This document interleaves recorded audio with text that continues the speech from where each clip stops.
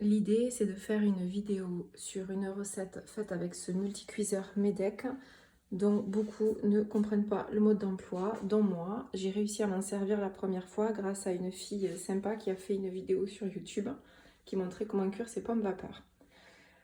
Donc moi je vais vous partager un test que je fais pour faire des lentilles vertes, patates douces et herbes de Provence. Parce que je n'avais pas de carottes, donc apparemment la patate douce peut être une bonne alternative.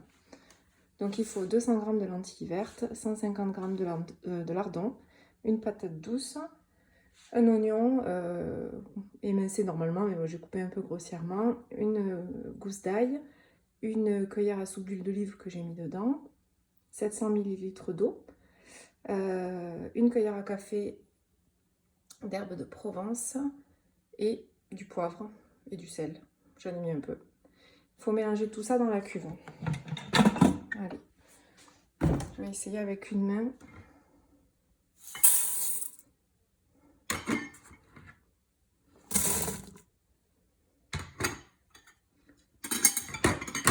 Les lardons, les oignons, l'ail, le sel, le poivre. Ah, j'ai oublié d'aller chercher le bouillon. L'eau, ça paraît beaucoup, mais bon, on va faire confiance à la recette. Donc, j'ai rajouté les herbes de Provence. L'appareil, il est fourni avec une petite cuillère là, en plastique qu'il faut utiliser pour ne pas abîmer le revêtement. On mélange. Oh, j'ai oublié le bouillon. Sur le dessus, on peut voir que je viens de rajouter un bouillon. Là, j'ai mis végétal. Je continue de touiller. Donc là, normalement, on est bon. Maintenant, il faut fermer. Donc, on a une petite encoche là-dessous qu'il faut essayer de mettre au bon endroit. Là derrière. Voilà, on a entendu le clic. Maintenant, il faut mettre sur le mode riz apparemment.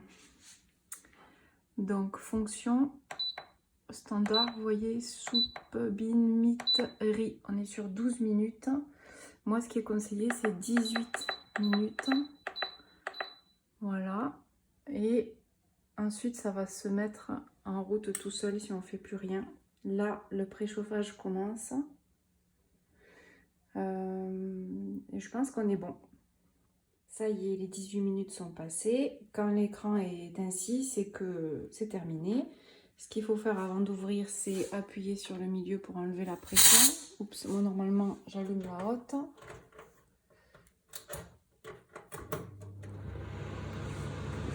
J'aime bien faire comme ça.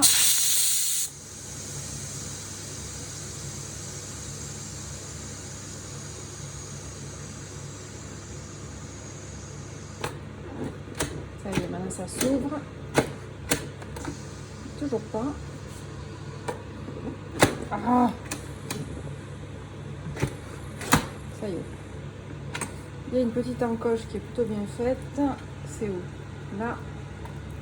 Pour mettre, moi je vide un peu dans la poignée. Et voilà le résultat. On va utiliser une cuillère en plastique pour voir ce que ça donne. Bah, ma foi, c'est pas mal, hein. Le conseil à la fin, c'était repos 5 minutes avant ouverture. Bon, c'est ce que j'ai fait sans le vouloir. Et on peut rajouter une petite noisette de beurre ou un filet d'huile d'olive. Voilà, j'espère que ça vous aura été utile.